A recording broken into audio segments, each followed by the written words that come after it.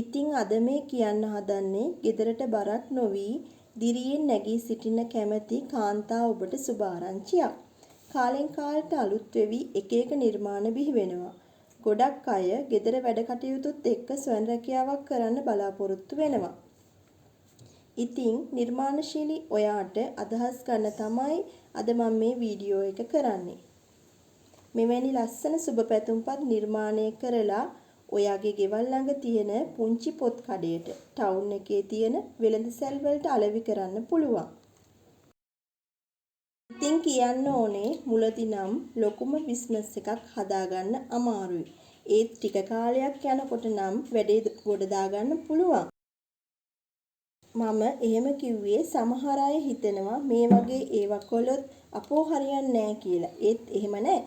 තමන්ගේ නිර්මාණශීලී බව තමයි වැදගත් වෙන්නේ.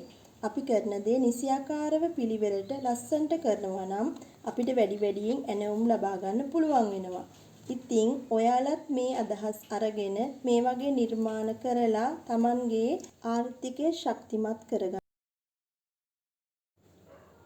ඔයාලත් මේ වගේ අදහස් අරගෙන මේ වගේ නිර්මාණ try කරලා බලන්න. මේ තියෙන්නේ මම shop වලට දාන්න නිර්මාණය කරපු සුබ පැතුම්පත්. ඉතින් ගොඩාක් ස්තුතියි මගේ වීඩියෝ එක නැරඹු ඔයාට. සුබ දවසක්.